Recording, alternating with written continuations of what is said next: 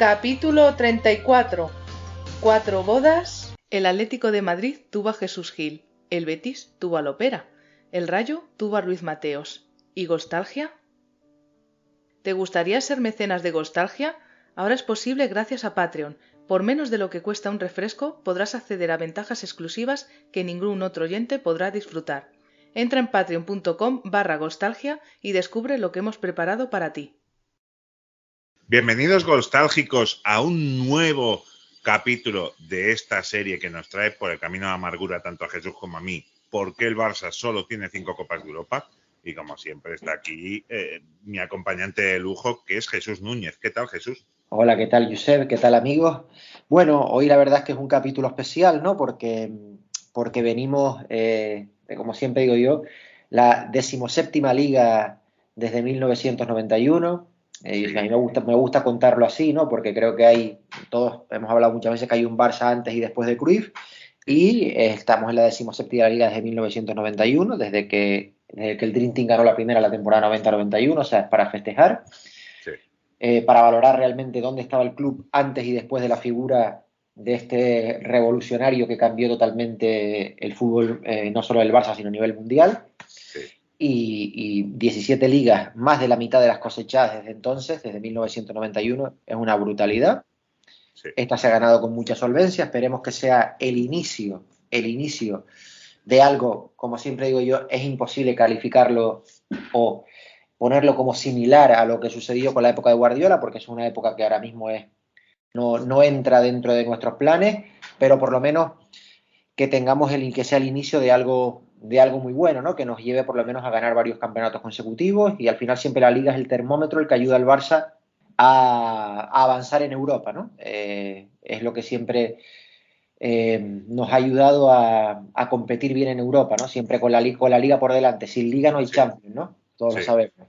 17ª liga que hemos vivido tú y yo, y 27ª de la historia. La verdad es que nos ha tocado vivir en el lado bonito de la historia, Jesús, en ese sentido, porque hemos tenido muchísima suerte. Es cierto que hemos vivido momentos convulsos, que ya en la serie los trataremos con el paso del tiempo, pero 17 ligas, si a mí me dicen en 1990, que es cuando yo empiezo a seguir el fútbol con 5 años, de forma consciente y de forma enfermiza, como todos suponéis, que en ese momento que teníamos 10 ligas, que vamos a tener 33 años después 27, no me lo creo. Sí, no, la verdad que sí. El Barça ha crecido muchísimo como club en los últimos 30-35 años, y ahora nos parece muy lejano, ¿no? Nos tiramos todas las manos a la cabeza. Llevamos 3 temporadas consecutivas sin ganar la Liga. Bueno, sí. Eso es una broma comparado con los capítulos que estamos analizando en las últimas semanas, meses, ¿no? O sea que al final a mí también se me han hecho largas estas 3 temporadas sin ganar la Liga, pero porque estaba muy bien acostumbrado. Sí, claro. Y a esto se une, pues bueno, la exhibición que vimos ayer del Manchester City, ¿no? Al final Guardiola es parte del Barça también. Sí. Guardiola es parte del Barça, ¿no? Está sentado a la derecha del escudo con Messi, como siempre digo yo. Y ayer, pues bueno, fue una exhibición. Yo te lo he comentado ahora fuera de onda, y yo no recuerdo un equipo que haya sometido al Madrid en Europa de la forma que vi al Manchester City desde el Milán del 89, con otra forma de fútbol diferente. Era la reducción de espacio, el fuera de juego, 3 holandeses capitales, otro fútbol diferente, ¿no? Moderno, un fútbol moderno, ¿no? El Milán de Sarri fue un equipo que se adelantó a su tiempo, ¿no? Y este es un genio que va camino de su 10ª liga en 14 años entrenando, porque tenemos que quitar la 2012-2013 en la que se la tomó de vacaciones. 10ª liga, y puede ser que su 3ª Champions en 14 años entrenando. Es una brutalidad. Sí. Yo no sé este señor cuando se jubile dónde va a dejar el palmarés, pero creo que estamos ante un entrenador que come aparte de cualquier otro. Y yo te lo he comentado ahora, yo no recuerdo un entrenador igual, jamás he visto nada igual. Cruyff fue el maestro y el que puso la semilla, pero Guardiola es otra cosa. No sé, me cuesta describirlo. No. Cruyff era un genio y Guardiola es un genio trabajador. Sí, sí, es un genio trabajador, sí, sí, exactamente. Se toma, evidentemente, el fútbol de una forma diferente a como se la tomaba Johan. Sí, O sea, es una vuelta de tuerca a Johan. Y es un entrenador, como te decía ahora, que es el único entrenador del mundo que para mí está por encima de los resultados. Quizá sí, Klopp por el carisma por el carisma y por también lo que ha revitalizado al Liverpool, ¿no? Que lo hizo campeón de la Premier sí, 30 años después, también lo ha llevado a 3 finales de Copa de Europa, ganando una, que se dice pronto. sí, Pero Guardiola es el único entrenador que está por encima de los resultados. Yo tengo claro que es el único entrenador que puede permitirse el lujo de estar 3 temporadas sin ganar un título que no lo van a cesar. sí. Es cierto y la verdad es que lo hemos comentado tú y yo muchas veces aquí. Qué rabia que la directiva anterior, bueno, la de Sandro Rosell, hiciera todos los esfuerzos para que Guardiola no se sintiera a gusto aquí, porque madre de Dios, la que se Bueno, hubiera podido liar. ellos ya nada más llegar, pues tú sabes que fue la retirada de la medalla a Johan, Sí, sí, sí, sí. que era el padre deportivo de Guardiola. Después fue la denuncia contra la anterior directiva. Pero ya no solo el padre deportivo de Guardiola, sino un tío que ha cambiado la historia del club. Sí, sí, Porque a sí, no, partir pues, de Johan, y vuelvo a decir, llegaremos. A partir de Johan nos acostumbramos cada año a ganar un título. no, Y no, en el no, último, donde no se gana nada, se podría haber ganado, que lo hemos hablado también muchas veces tú y yo, con un portero normalito, uno de los tres, si no los tres, los cazas. no, y salvo Bangal, todos los entrenadores que han conseguido títulos con el Barça, todos que han conseguido ligas con el Barça, están, digamos que, Sí. entrelazados con la figura de Johan. Si te pones a mirar, a analizar, Mm, el primero de ellos, excepto Bangal, viene Rijkaard, que fue sí, jugador de Johan en el Ajax que gana la Recopa del 87. sí, Después de Rijkaard viene Guardiola y Tito, digamos sí, que es el tándem. Guardiola fue, digamos, el hijo deportivo de Johan, como hemos comentado. Después viene Luis Enrique, fue un jugador que ficha a Cruyff en el 96 y que cuando sí, llega Robson ya se lo encuentra fichado. sí, Después llega Valverde, que es un jugador que ficha a Cruyff en el 88. sí. En el 88, o sea que digamos que siempre la figura de Johan está conectada a todos los entrenadores del Barça que han consiguido títulos de liga. E incluso para mí Van Gaal también, porque yo defiendo que Van Gaal es el más cruifista de Sí, todos. sí, sí, totalmente, sí. Así que bueno, que eso es lo que hay, ¿no? Saborear esta Sí, liga y a ver si es el inicio de un ciclo victorioso, porque creo que hay sí, una buena base, una base que parecía impensable hace 2 años, y sin cierto. embargo ahora la tenemos, una base que ya está curtida, una base que jugadores jóvenes revalorizados, Araujo, Mm, Pedri, el propio Gavi, Valde, que ha sido una revelación sin lugar a dudas en el lateral izquierdo, sí. más De futbolistas Jong como ha hecho una mejoría para mí notable y tiene 26 añitos. más jugadores como Koundé, como Christensen, en Sí, fin, evidentemente hacen falta refuerzos porque el fútbol no permite el paso del tiempo claro. y al final no queda otra que reforzarse, pero bueno, creo que las bases están puestas. Sí. Tuvimos una noticia muy buena este domingo con la consecución de la liga de forma matemática. Si no hubiera sido este domingo, hubiera sido este sábado y si no, el siguiente. Pero liga en el saco ya no te la pueden quitar, eso seguro. También tuvimos la buena noticia, aunque para mí, más que nada, lo hago para que no tengan los altavoces, que aún así he visto a gente valorando la temporada de Madrid en un 7, que es justo la nota que le doy yo a la del Barça, habiendo ganado la liga. Sí, sí, exactamente. Entonces, pero la verdad es que me alegro por Guardiola y me alegro de que, porque yo creo que el ganador de esa semifinal es el que se lleva la copa sin duda. Para mí hay Sí, muchísima diferencia de nivel sí, entre sí, a el mí que ganase yo creo que es la final, lo he comentado varias veces, me parece la final más desigual de la Champions desde el Milán-Liverpool 2010 también. 2010, 2010 Inter-Bayern, Inter-Bayern, ¿te parece Ese también? Bayern, ¿eh? No, yo diría que no, ¿eh? Evidentemente era favorito el Inter porque Mm, se había quitado de encima al gran oro de la competición aquel año que era el Barça y ya por sí solo te daba la competición de favorito, pero creo que el 2005 el Milán contra un Liverpool sí, que llega quinto en la Premier y que al final no hace más que constatar en el primer tiempo el favoritismo del Milán, porque el Milán le pasa por arriba. Es un partido donde el Milán pasa por arriba del Liverpool sí, prácticamente toda la final, excepto 15, 20 minutos locos donde el Liverpool empata el partido, Sí, porque incluso la prórroga duda de casi milagros. sí.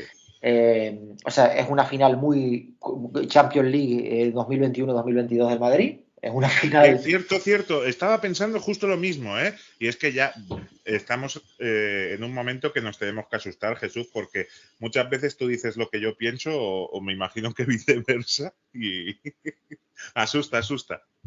Sí, sí. Y nos llevamos una mala noticia y es que murió santo y seña del barcelonismo, Ferran Olivella, justo un par o tres de semanitas después de que lo hiciese Josep Fuster, que tuvo su pequeño homenaje en un capítulo de Nostalgia.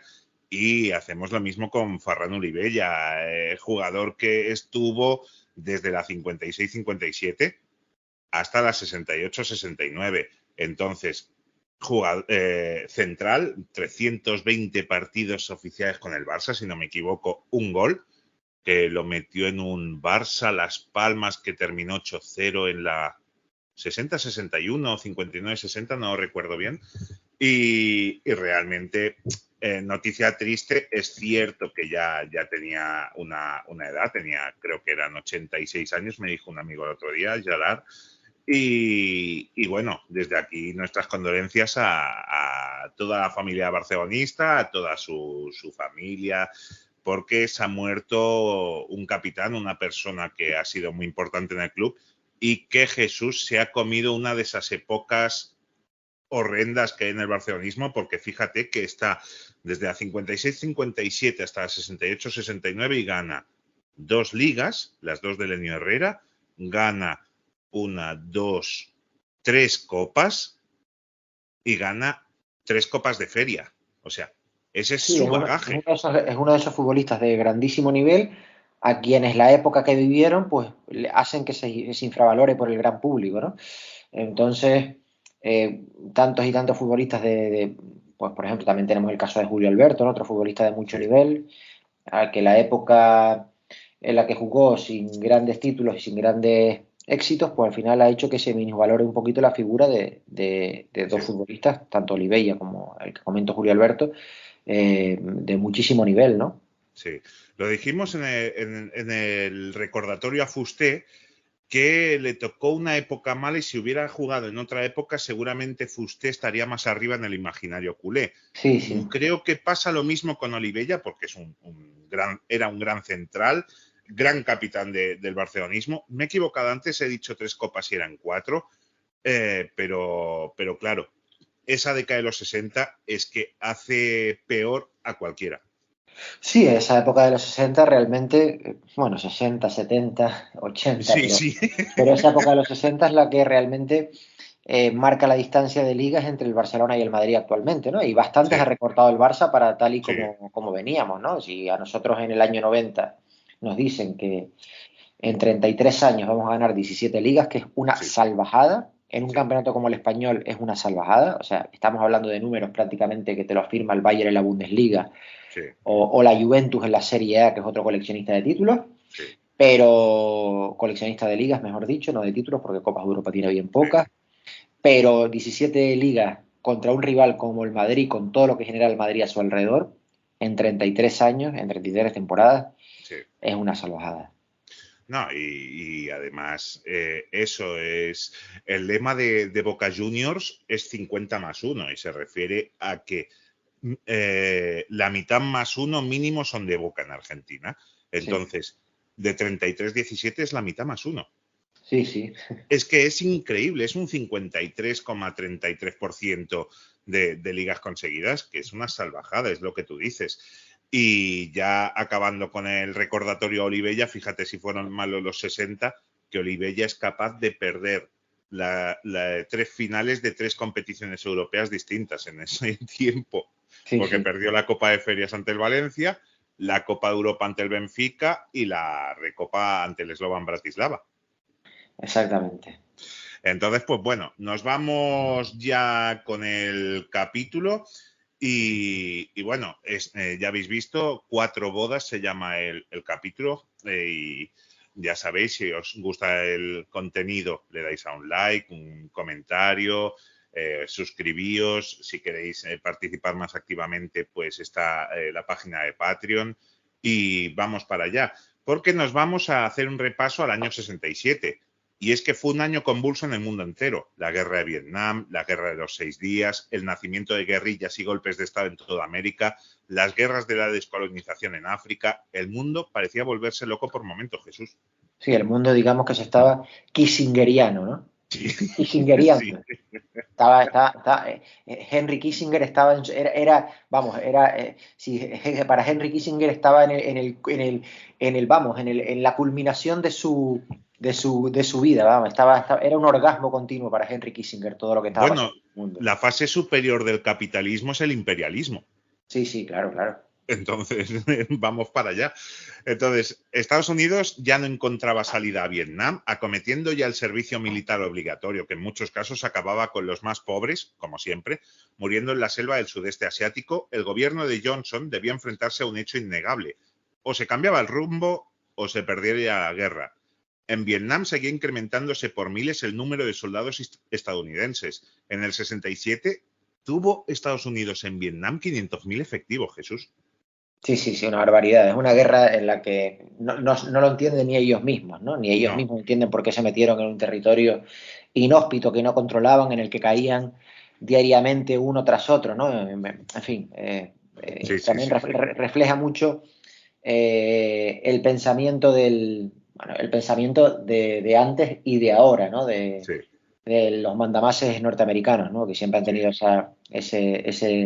ese pensamiento imperialista que no se les ha quitado nunca de la cabeza, ¿no? Y ahí en Vietnam, pues, se metieron en una contienda que ni les iba ni les venía, encuadrados en el marco de la Guerra Fría. Para que la URSS no tuviese salida al mar. Exactamente, y salieron como salieron, ¿no? Sí. Incluso Estados Unidos se desmarcó de apoyar, asesorar y suministrar al gobierno de Vietnam del Sur para hacerse cargo personalmente del desarrollo del conflicto. Y es que quizás sin saber cómo, Estados Unidos ganaba batalla tras batalla y estaba perdiendo la guerra. Es muy importante esto. Entonces, el general estadounidense William Westmoreland afirma ante periodistas: estoy absolutamente seguro de que, aunque en 1965 el enemigo estaba ganando, hoy está indudablemente perdiendo. Todos sabemos cómo acabó esa guerra, así que estas palabras son como las que lanza Roncero en Twitter. Sí. Entonces, que esta guerra fuese el foco principal de información de televisiones y radios no hacía más que complicar las cosas. Con una política, con una opinión pública contraria a la intervención, con manifestaciones y malestar interno en Estados Unidos, con reputadas figuras públicas oponiéndose al conflicto, las imágenes de deforestación absoluta y limpieza de poblados en las últimas operaciones americanas para limpiar de Vietcong el sudoeste de Saigón empeorarían más las cosas.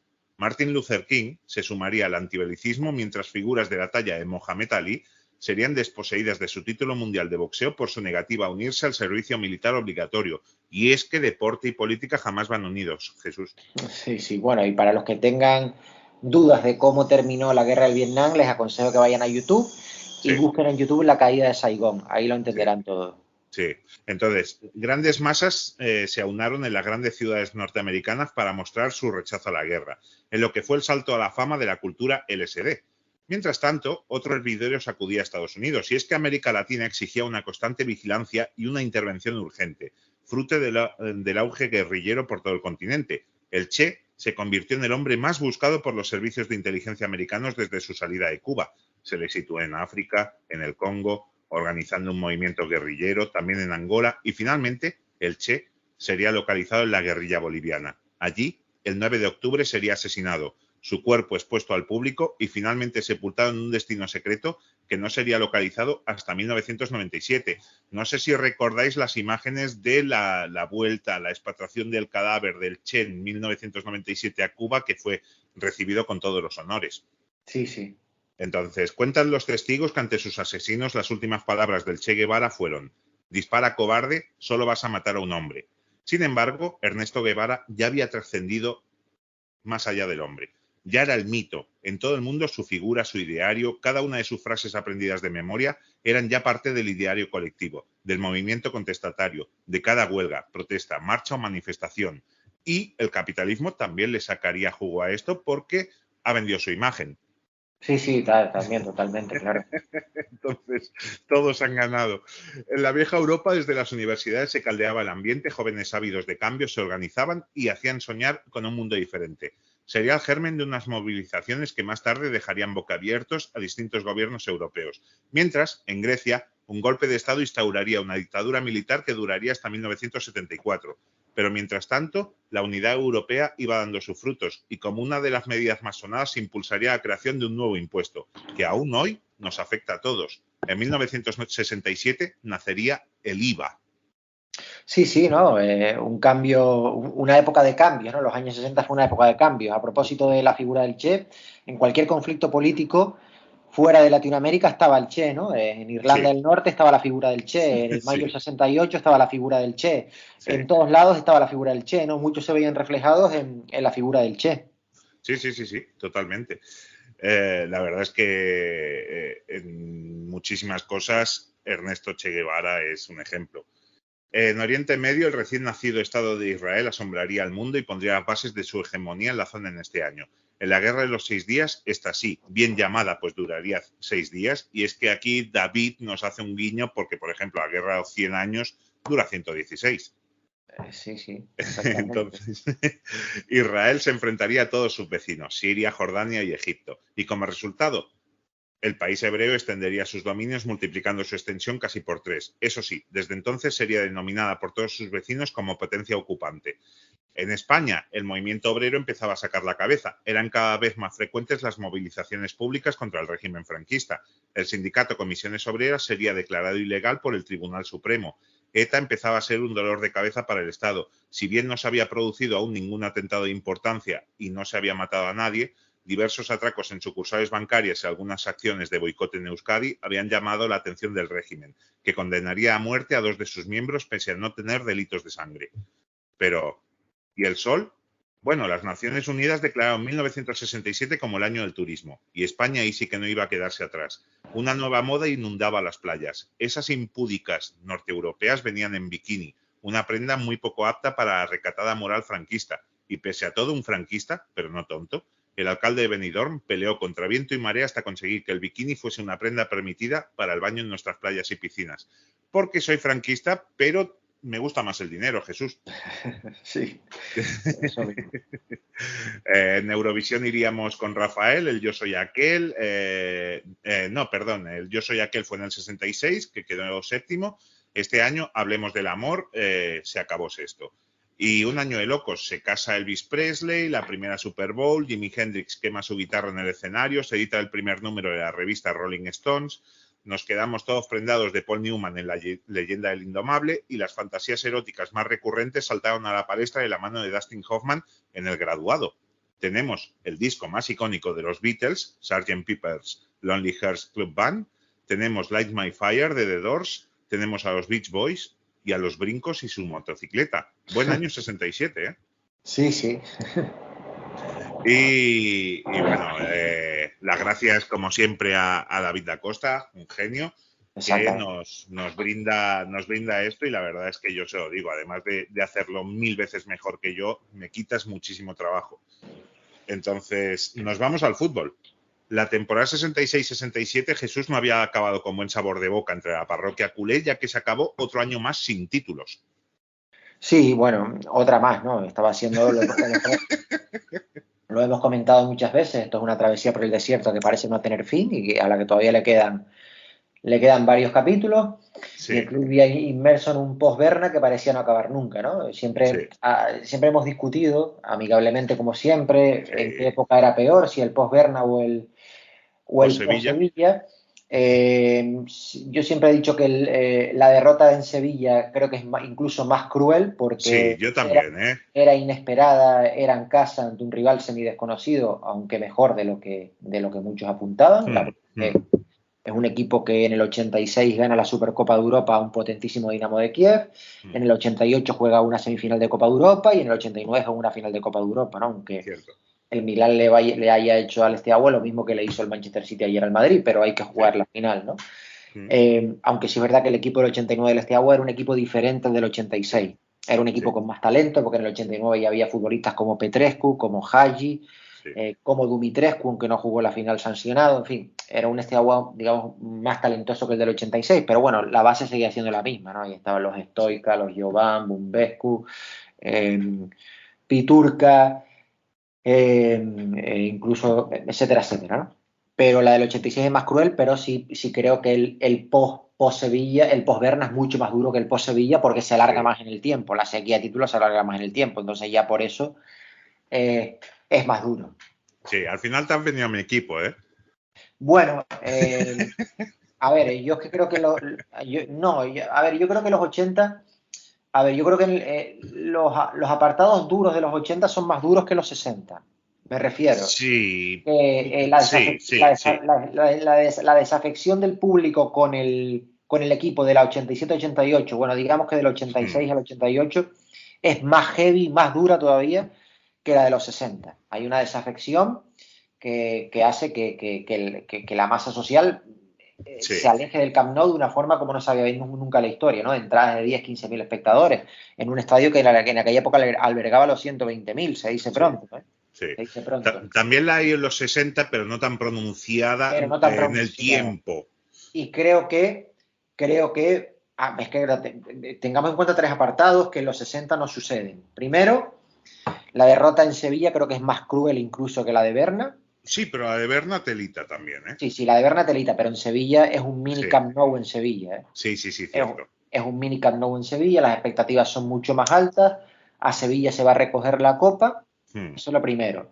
Segundo, que se nos olvida, la estrella del club judicializada. Sí, cierto. No tienes un caso Schuster en los 60, tienes Exacto, no el hay un caso caso súper. Cayetano Re, que No hay un siendo caso. Pichichi la temporada anterior lo apartas del equipo, pero Exacto, no es Schuster. exactamente, no hay un caso Schuster, ¿no? O sea, no es un jugador de tanta dimensión en pleno juicio con el club, apartado del equipo y en pleno juicio con el club, ¿no?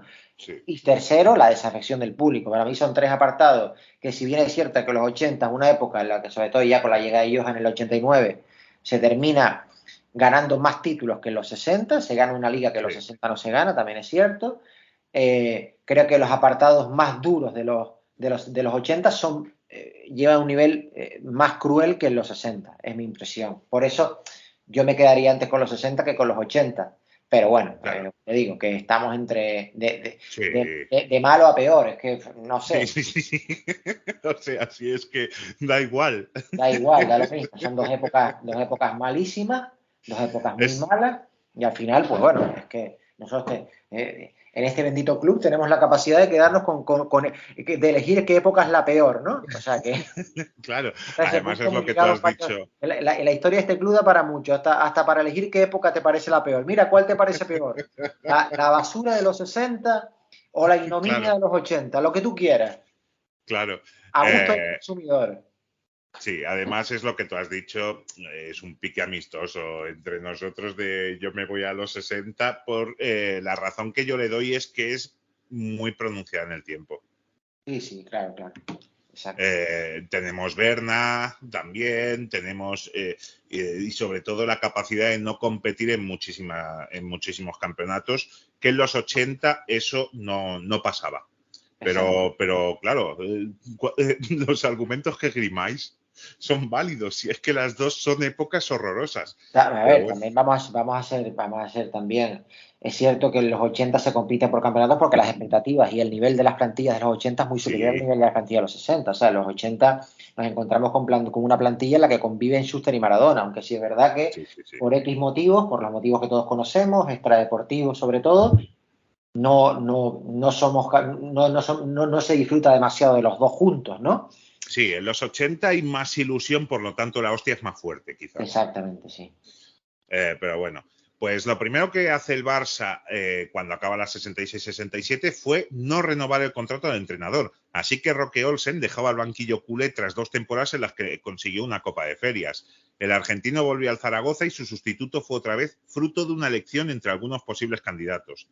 Llaudet, al finalizar la temporada 66-67, formó una comisión técnica formada por algunos directivos y prohombres del barcelonismo, como por ejemplo Nicolau Cassaus, y entre ellos decidirían quién era el idóneo para ocupar la silla caliente del banquillo azulgrana.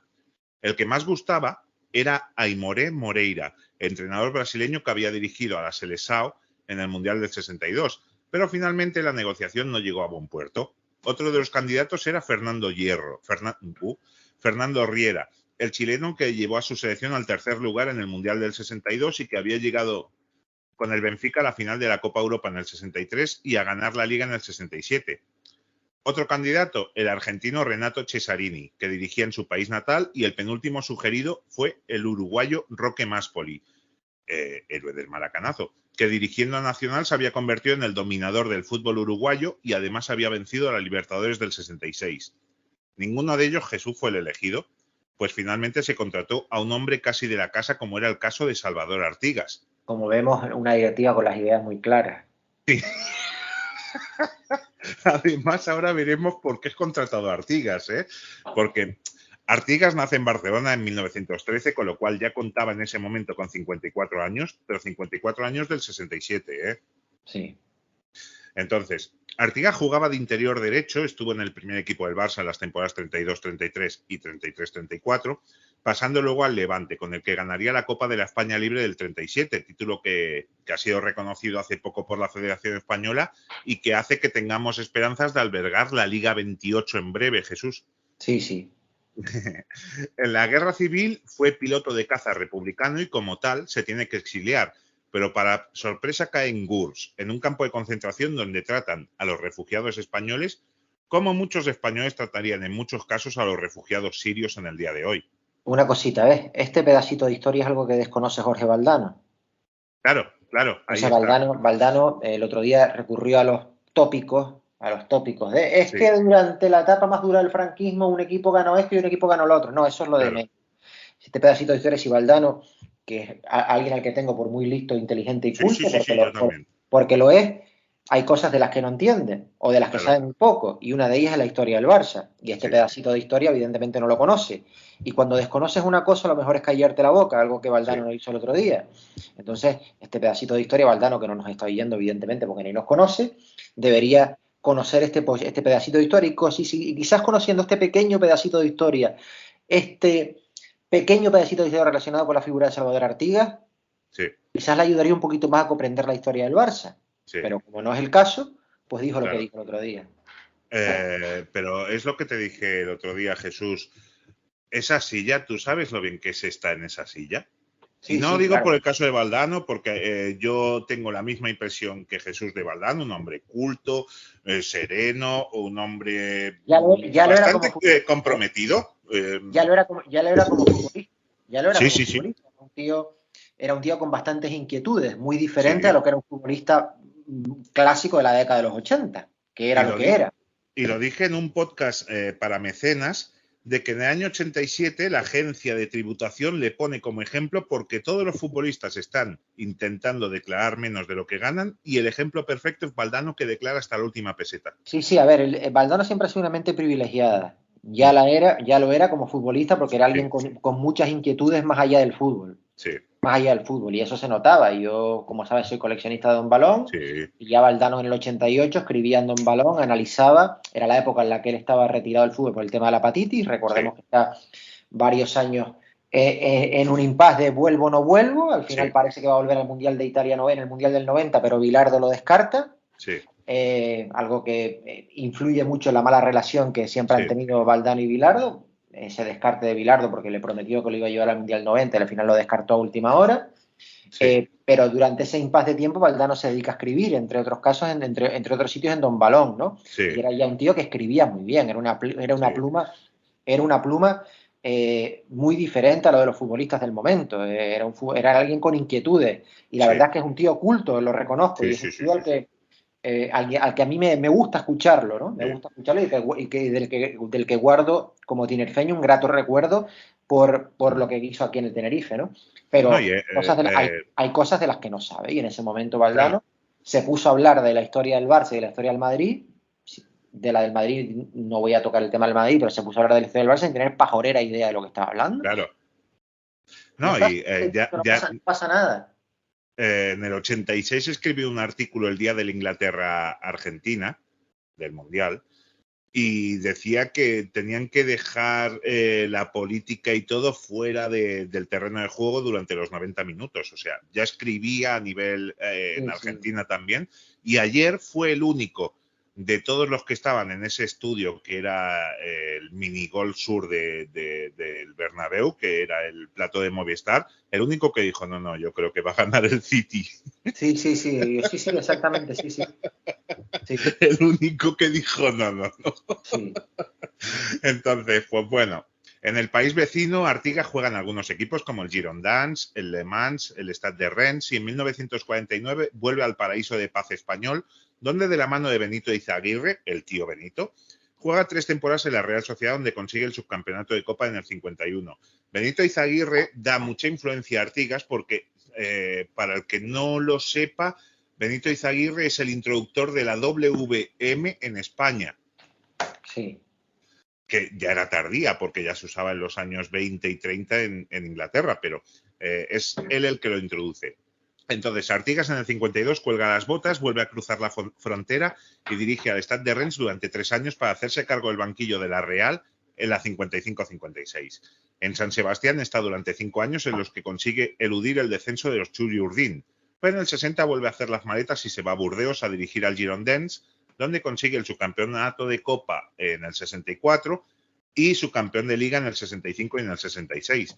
Así, Artigas era el elegido, aunque no por su trayectoria, sino por unas reveladoras palabras de un mago. Y es que aquí viene la anécdota. En el 65, Llaudet intenta contratar por enésima vez a Elenio Herrera, que ya lo dijimos aquí, que parecía el único que podía cambiar el destino aciago del Barça.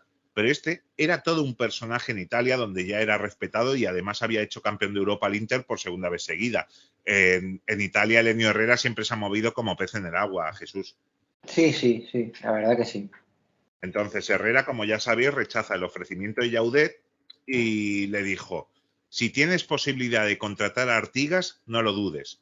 En principio, Llaudet hizo caso omiso de estas palabras y acabó contratando en el 65 a Roque Olsen, pero en el 67 se acordó de esas palabras y llamó a Artigas, que era la némesis del anterior entrenador, ya que este era risueño, alegre, de buen humor, muy concienciado de la preparación física y, por encima de todo, muy dialogante, tanto con sus jugadores como con la prensa. Es más, una de sus primeras palabras era, procuro entender al jugador, penetrar en su alma y después que él me entienda a mí. Muy revelador, ¿eh? Sí, sí, sí, sí, totalmente. Entonces, Artigas firmaba con una ficha de 1.000.000 de pesetas más un sueldo de 25.000 y el técnico catalán, que era un bon vivant, llegó desde Francia con su flamante Porsche y estaba exultante y decía que era el momento culminante de su carrera deportiva. Así que llegaba con mucha ilusión. Ya estaba cubierta la plaza del banquillo. Ahora nos vamos a la plantilla. Hubo algunas bajas y un trío de jugadores se fueron, aunque no muy lejos, ya que Montesinos, Zavalla y Seminario se iban libres al Sabadell, mientras que Foncho, en un movimiento que no logro entender personalmente, se marchaba al Zaragoza a petición de Roque Olsen. 4 bajas que, bueno, realmente jugaban Foncho y Zavalla, Montesinos y Seminario en ocasiones más dilatadas en el tiempo, pero bueno.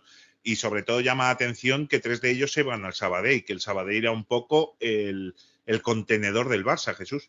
Sí, sí, sí, sí, exactamente. Entonces, en el capítulo de fichajes hubo rumores como los que situaban al bético Rogelio o al ilicitano Babá en la plantilla del Barça, pero se quedaron en eso, rumores. En la delantera se trajo al gallego Pellicer, que contaba con 23 años y llegaba del Depor, con el que había jugado las últimas temporadas en Segunda División, aunque se hizo famoso en todo el país tras endosarle un hat-trick al Real Madrid en Copa. Las cifras de Pellicer, aparte de esos goles al Madrid, no eran nada fuera de lo normal, pues en 32 partidos en Segunda División había anotado tan solo 11 goles. El Barça pagó por él 5 millones de pesetas. Sí, sí. Una cantidad, digamos que considerable ya en la época. Para un tío que en 32 partidos te marca 11 goles. Sí. Pero en la prensa se vendió como el nuevo Luisito Suárez, que me imagino que todos los gallegos que fue trayendo el Barça se les diría lo mismo. Sí, vivía, el Barça vivía bajo el síndrome de Luis Suárez, ¿no? Porque acuérdate cuando debuta Nano, que también se le intenta decir, no, Luis Suárez, y Nano no sabe ni quién coño es Luis Suárez. Sí. También por lo que a mí me llegó, Nano, si le pones una multiplicación con 2 cifras, quizá no la resuelve, ¿eh? Es lo que me llegó a mí en su día. Pero bueno, el segundo fichaje procedía de Osasuna, club que tenía excelentes relaciones con el Barça. Llegaba al interior izquierdo Pedro Mari Zabalza, que la mayoría de gente que seáis de nuestra edad lo conoceréis sobre todo por su etapa como entrenador en Osasuna. Sí, un mito de Osasuna, que lo llevó Sí. dos veces a la Copa de la UEFA. Sí. Además, una vez lo clasificó cuarto en la 90-91. El entrenador histórico de Osasuna, digamos, ¿no? Cierto, totalmente. Entonces, Zabalza había jugado de manera sensacional las 3 temporadas anteriores con los rojillos en segunda, marcando 21 goles en 75 partidos. Y con 23 años llegaba en un momento meteórico. Zabalza tenía buen toque, pero un jugador muy sacrificado, corriendo arriba y abajo sin descanso, lo que hoy llamaríamos un box-to-box, pero teniendo en cuenta las características de la época. Y además era un buen llegador desde segunda línea, como así lo atestiguan 21 goles en 75 partidos, Jesús, jugando interior. Sí. El Barça se adelantó con este fichaje a los 2 grandes de Madrid, que también lo querían, y el navarro llegaba a la ciudad condal dispuesto a hacerse un sitio en el once inicial. El último que llegó ese verano procedía del sur, del Sevilla, con el que había jugado las 6 últimas campañas con 112 partidos en los que anotó tan solo 15 goles. Cifra muy baja para un extremo diestro como era Ángel Oliveros, que llegaba con 26 años. Oliveros, es cierto, tenía mucha calidad, un gran desborde, pero muy pocos goles, Jesús. Pues sí.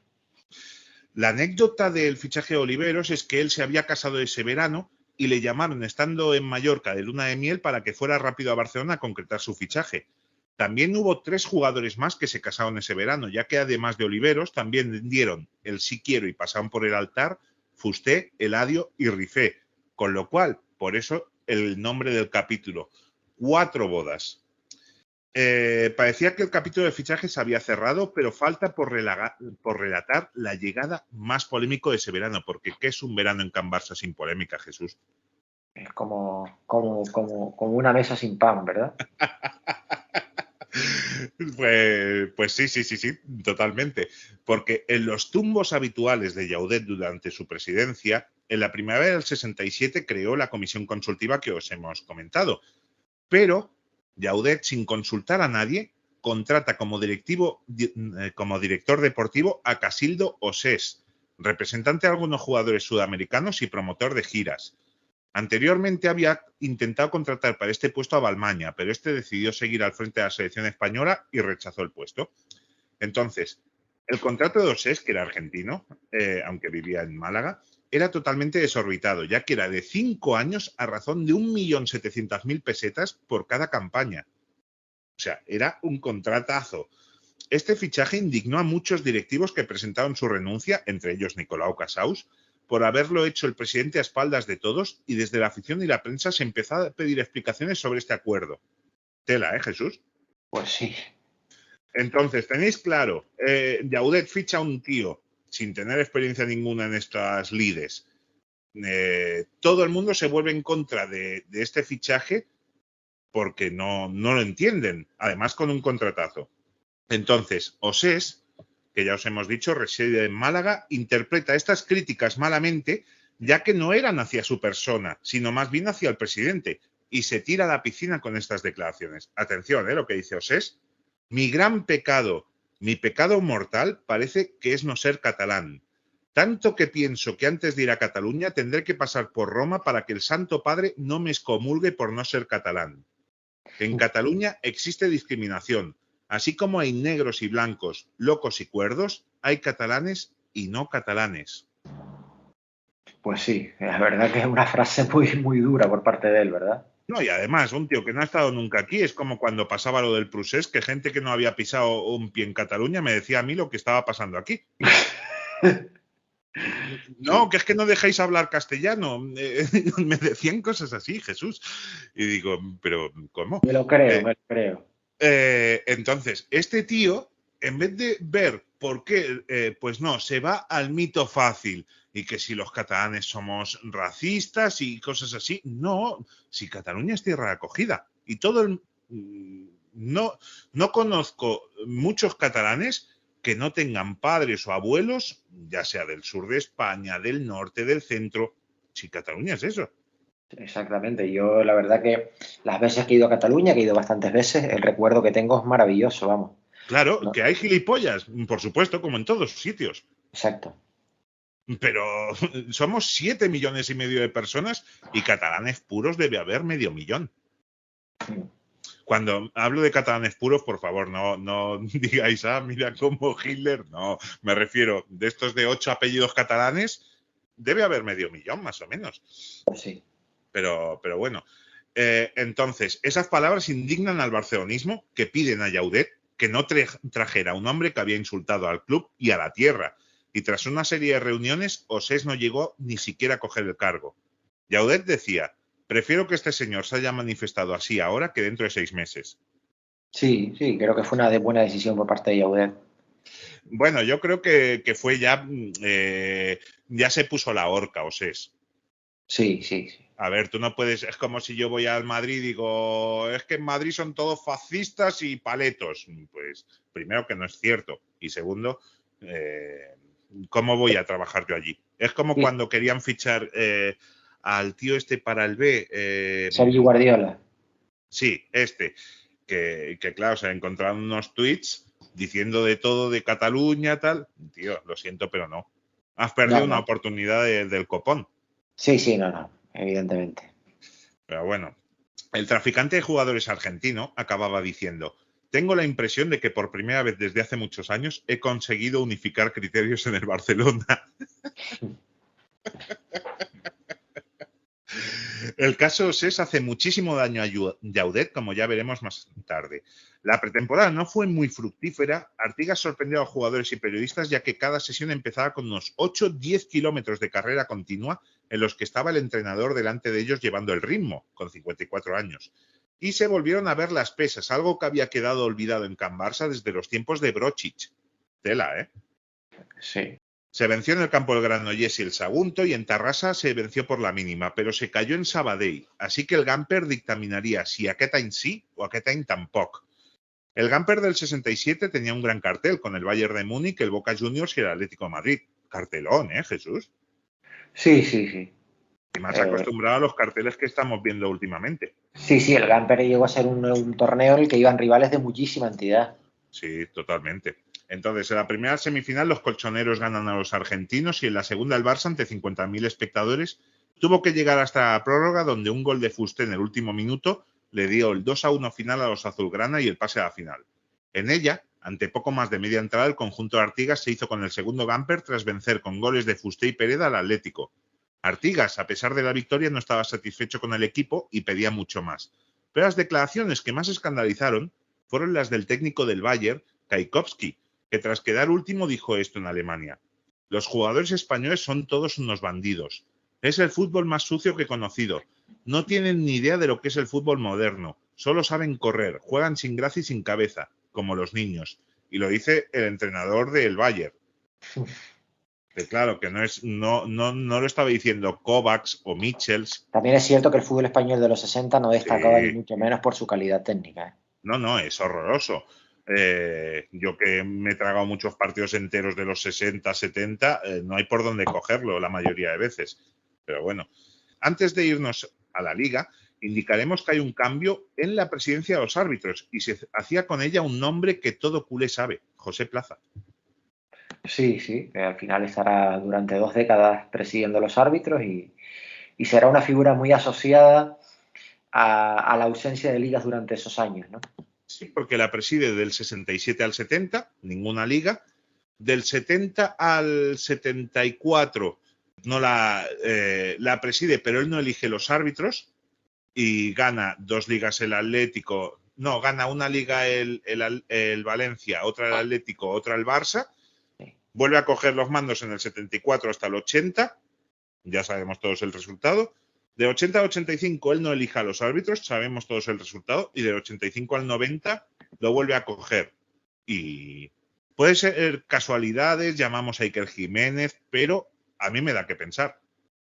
Sí, los resultados son los que son, la verdad. Claro, es que los números están ahí, el otro día lo estaba contando yo y creo que de 20 ligas donde él elige a los árbitros, en 17 gana el Madrid. Sí. Y Entonces, y su famosa frase. claro. Bueno, esa la dice Camacho. Esa la Sí, dice Camacho, lo que que pasa Camacho, que era un árbitro, dice, mientras esté José Plaza de presidente de los árbitros, el Barcelona no sí, sí, ganará no, una digo, sola liga. pero la famosa frase que se le atribuye a él. ¿Cuál? ¿Esa es la de los árbitros? Sí, No, sí, pero lo esa que la dice dice Camacho que se Camacho, le ¿eh? atribuye a él. Claro. Y así fue. Camacho advenedizo y así fue. Entonces, la liga empezaba para el Barça en un campo difícil como la Romareda, y los de Artigas se adelantaban con un gol en fuera de juego de Rixac. Villa empataba en el minuto 20, pero Fusté marcaba un golazo de falta a media hora.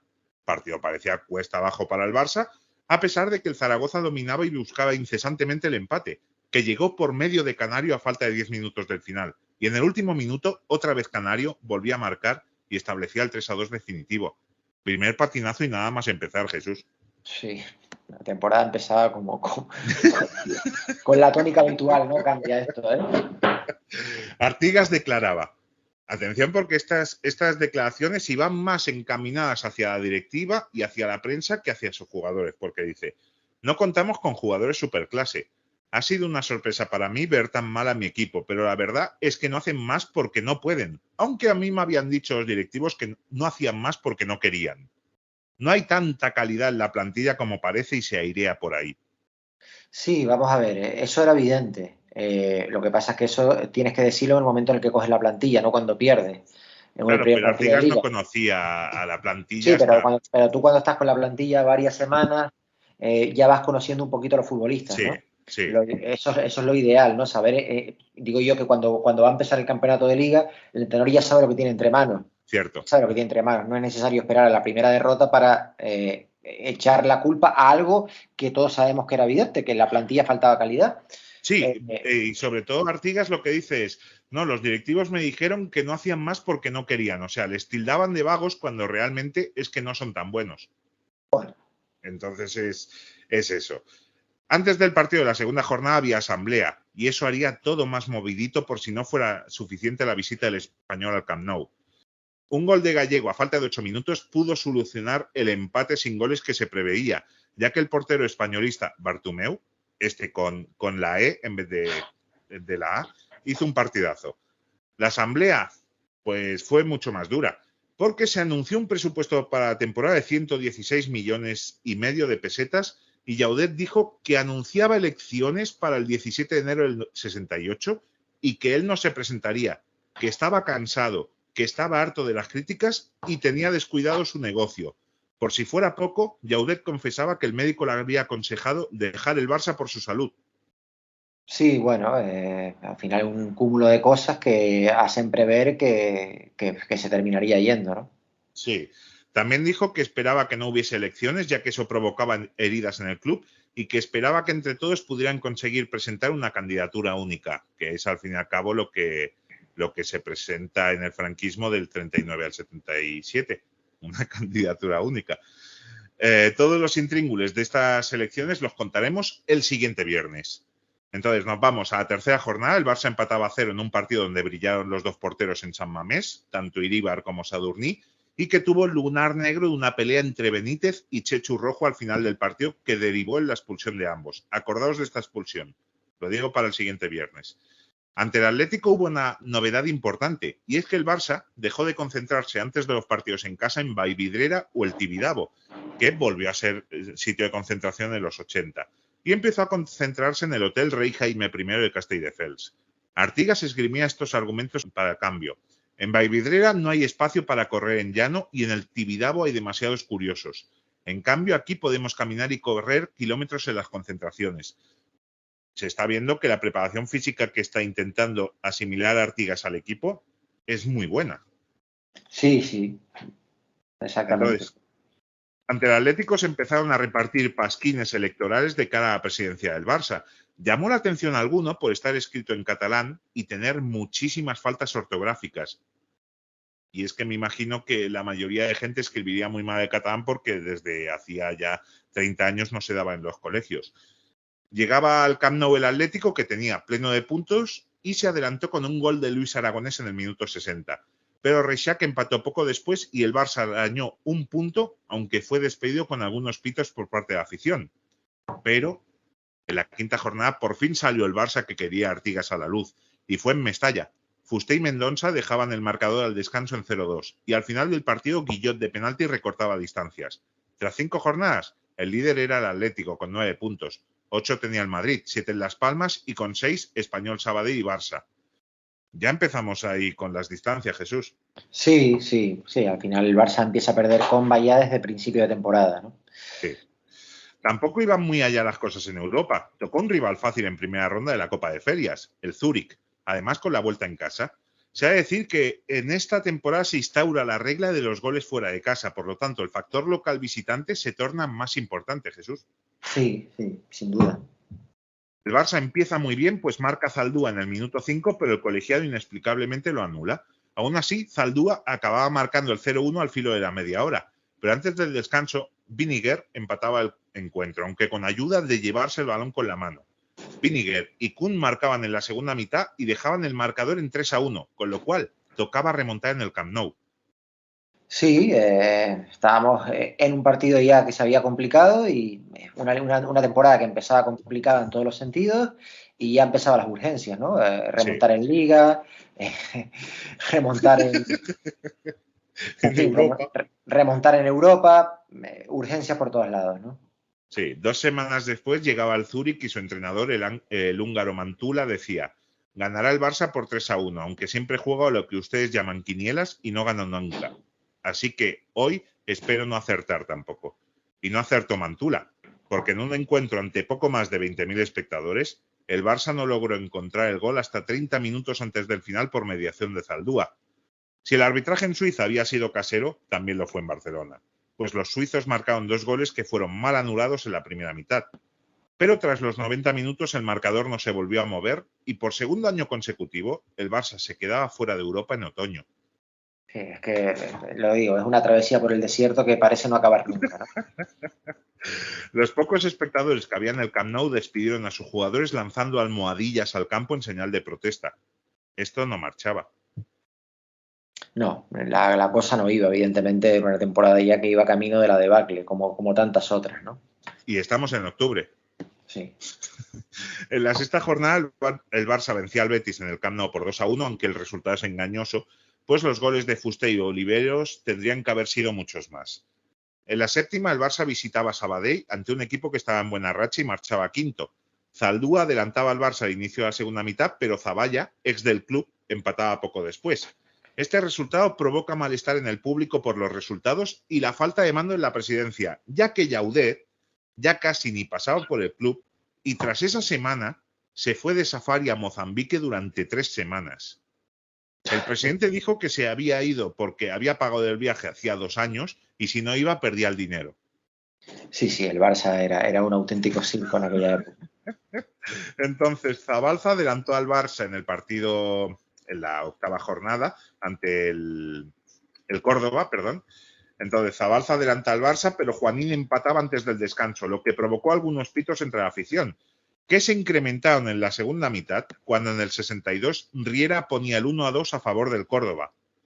Por suerte, Zaldúa en el 68 y Rifé, a falta de 3 minutos, ponían el 3-2 final, pero con escándalo incluido, ya que tras el tercer gol de Fusté a poco del final, Benítez, que esa semana se le había detectado que tenía los pies planos, hizo una peineta al público mientras los mandaba a otro sitio.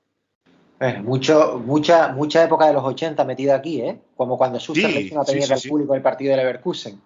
Claro, es que imagínate cómo están los ánimos si estamos en octubre aún. Es que... Sí. Además... No, era un club que necesitaba un limpiado de cara de arriba abajo, ¿eh? Sí, totalmente. La peineta de Benítez hace que el público la tome con él lo que queda de partido y además el uruguayo tuvo que disculparse y pagar una multa de 50.000 pesetas.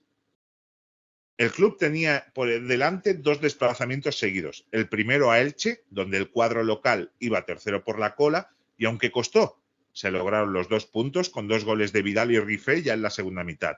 Pero en la jornada 10, ante el equipo revelación, nos íbamos a la ciudad maldita, a Jesús, Las Palmas de Gran Canaria. Sí, sí, un estadio donde el Barça se ha dejado muchísimos puntos a lo largo de su historia, donde ha perdido muchísimas veces, donde ha empatado otras tantas. En fin, un estadio que nunca se le ha dado bien al Barça, ¿no? Ha ganado cuando no hacía falta. Exacto. Entonces, Zaldúa adelantaba al Barça en Las Palmas, pero fue un espejismo, ya que el conjunto canario le endosa un 4-1 vergonzoso al Barça. Sí, 4-1, ¿eh? sí, sí, tremendo, tremendo. El inicio de temporada estaba siendo catastrófico. Sí. Superaba a las temporadas anteriores incluso. Sí, lo que pasa es que los equipos que iban por delante tampoco habían tenido el mejor inicio, porque tras 10 jornadas el Atlético iba líder con 17, 2 más que el Real Madrid y Las Palmas, que tenían 15, y 4 más que el Barça, que tenía 13. O sea, el Barça conseguía un punto con 60 por jornada. Pues sí. La decimoprimera jornada nos visitaba el Pontevedra, que fue recibido con aplausos en el Camp Nou, cosa que no fue igual con el Barça, que fue recibido con mitad pitos, mitad aplausos en su salida al campo. Había desilusión con el equipo y solo hubo una media entrada, pero el Barça jugó muy bien y 2 goles de Reixac en los primeros 20 minutos y 2 más de Mendonça y Eladio en la segunda mitad pusieron el 4-0 final. Buena victoria de cara al clásico del Bernabéu de la semana siguiente. Mendonça estaba convencido de marcar en el Bernabéu, pues decía que era su campo talismán, pues había marcado en 3 partidos allí. No estaría mal, la verdad, que el angoleño cumpliera la promesa, pues ante el Pontevedra había marcado su segundo gol en Liga.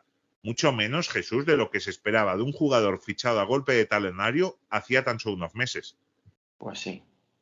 2 goles Bastante. para un Unas delantero. expectativas muy por debajo de lo previsto. Sí, sí, sí. Aunque Artigas hablaba muy bien como persona de Mendonça, pero no tenemos una ONG, tenemos un equipo de fútbol. Jaudet volvió de su periplo por Mozambique y dijo que había conseguido cazar 26 presas, aunque se le resistió el guepardo. Es pues la afición que tiene la burguesía textil. Entonces, volvió con una perilla de descubridor inglés del siglo XIX y prometió afeitársela si el Barça vencía en el Bernabéu. Aunque la verdad, cosa rara, Jesús, pues desde 1948 solo se había vencido una vez en Liga. Pues sí. El Bernabéu presentaba un aspecto muy pobre, ya que el partido se daba por televisión y solo había unas 30.000 personas en el Coliseo Blanco. Nunca hemos visto tú y yo, exceptuando el partido de Copa de la 92-93, hay unas 30.000 personas en el Bernabéu. Sí, sí. El de Madrid-Barça, Partido de Copa en la 92-93, ¿me dice que sí, cuánto? diría que había unas 30.000. O En la quizá 90. lo confundo con el de la Supercopa de España 93-94. Lo estás confundiendo con el de la Supercopa, creo, amigo, ¿eh? Sí, pudiera ser, ¿eh? Pudiera ser. Pero bueno, esos años en el Bernabéu tampoco había, exceptuando partidos grandes. Sí, bueno, claro, la desilusión del equipo llevaba Sí, eso, ¿no? pues 30.000 personas en el Bernabéu y el partido fue malo, aunque con algunas ocasiones por parte de ambos equipos. Y en la segunda parte el árbitro valenciano Lloris pitó un penalti que no era y Gento transformaba el 1-0. A falta de 12 minutos, Zaldúa empataba el partido y dejaba el resultado en tablas, en un partidazo de Fusté. Artigas estaba muy contento tras el partido y decía: es un resultado justo que nos deja en una magnífica situación. A veces la presión de nuestro público es tanta, atención a esto, que yo prefiero jugar fuera, donde los jugadores están muy sueltos. Tela, ¿eh? Sí, sí. Además dijo: si jugamos bien y tenemos suerte, seremos campeones. Muy optimista. Sí, no, bueno, el Barça se había quedado a 2 puntos del Madrid y claro, quedaba toda la segunda vuelta, el Madrid tenía que visitar el Camp Nou. No está en mala situación el Barça, la verdad, porque además a la semana siguiente se jugaba ante el Málaga en el Camp Nou, que marchaba cuarto por la cola. Y el equipo, esta vez sí, fue recibido con aplausos por su afición, ante la poca más de media entrada que hubo en el Camp Nou por el frío de esos días. Sabe decir que ese partido se juega el 17 de diciembre. Entonces, el Barça tuvo una tarde de muy mala suerte, pues podrían haber caído muchos goles, pero solo sirvió el de Zabalza al filo de la media hora de partido. Entonces, el Barça gana 1-0 al Málaga, pero los aficionados se fueron muy contentos. ¿Por qué? Pues por el marcador simultáneo llegaban excelentes noticias, pues el Atlético perdía en casa ante Las Palmas por 1-2, mientras el Real Madrid era vapuleado en Pontevedra por 3-0. Esos resultados hacían que el Barça, aunque empatado a puntos con el Atlético, fuera el líder de la liga, Jesús. Pues sí, parece que las palabras de Artigas podían tener algún sentido, ¿no? Sí, sí, sí. Además, Artigas había prometido una semana de vacaciones a sus jugadores si ganaban el partido, y se la dio. Así que pasarían las Navidades donde ellos quisieran y aprovecharían el parón de la competición por fecha tan simbólica. Incluso el técnico malacitano, Otto Bumbel, alabó el juego del Barça y dijo: este equipo me recuerda al de los mejores días con el Ennio Herrera. Entonces, el año 68 podía ser el fin del letargo culé, pero aún quedaba un partido en el año 67, el último día del año. El Barça visitaba el campo del colista, el Sevilla. Pereda y Enderiz decían antes del partido que si ganaban en el Pizjuán, el Barça sería campeón de Liga, Jesús. Entonces, el Sánchez Pizjuán estaba helado, se jugó a las 12 del mediodía. Durísimo por el frío de esos días, y además el árbitro Ibáñez Alarcón hizo un pésimo arbitraje. Lora adelantó a los andaluces, pero Fusté empataba de penalti, mientras Vergara segundo marcaba el definitivo 2-1. Ibáñez Alarcón se tragó 3 penaltis a favor del Barça y 1 a favor del Sevilla, y tras ese partido fue suspendido 4 meses sin arbitrar, y curiosamente volvería a los terrenos de juego en el Barça-Sevilla de la segunda vuelta. Lo de los arbitrajes de aquella época tenía tela. Sí. Si ya son malos ahora, pues imagínate con la preparación física que tenían entonces, las condiciones, el miedo que tendrían muchas veces al público local. Sí. Así que Artigas estaba contrariado, pues el Barça había perdido el liderato en el campo del último y decía: no se pueden perder partidos así, pero si todo se vuelve en contra. Entonces, la última jornada de la primera vuelta traía a la Real Sociedad al Camp Nou, y un partido que debiera ser sencillo para los azulgrana no lo fue, pues simplemente en la portería de Donostiarra estaba un joven que jugaba su segundo partido en primera división y lo paró todo. Hablamos de Esnaola, y ese día fue suyo el punto que se llevaron los donostiarras de Barcelona. Los inicios de Esnaola, que además impresiona desde el principio y que luego fue héroe del Betis. Sí, totalmente, ¿no? Sería el portero de la primera Copa del Betis. Sí, además, fíjate lo que era la Real Sociedad con el tema de porteros, que hay una foto de la plantilla 76-77, si mal no recuerdo, no, 75-76, donde los 3 porteros de la Real Sociedad son Esnaola, Urruti y Arconada. Sí. Tela, Pero de un nivel altísimo. Sí. Pero bueno, habíamos llegado al Ecuador de la Liga y las opciones estaban muy abiertas, pues el líder era el Atlético con 21 puntos. 20 tenía el Real Madrid, 19 Las Palmas y Barça y 18 el Bilbao. Estamos a 2 puntos, Jesús. Sí. Los números deberían mejorar en la segunda vuelta, pues se habían conseguido 7 victorias, 5 empates y 3 derrotas, habiendo marcado 22 goles, siendo el sexto en este apartado, para mí pobre, y recibido 16, siendo el cuarto. La Liga no parecía perdido en estos momentos como otros años, y el equipo parecía más conjuntado, pero ¿sería el año 68 un año bueno para el Barça o un año negro? Lo descubrimos el siguiente viernes, Jesús. Pues nada, un abrazo a todos y José, como siempre, sabes que un placer. Así que nada, muchísimas gracias y nos vemos el siguiente viernes. Que vaya muy bien. Golstalgia no sería posible sin el apoyo de sus mecenas. Entra en nuestra página de Patreon y descubre cómo puedes convertirte en uno de ellos.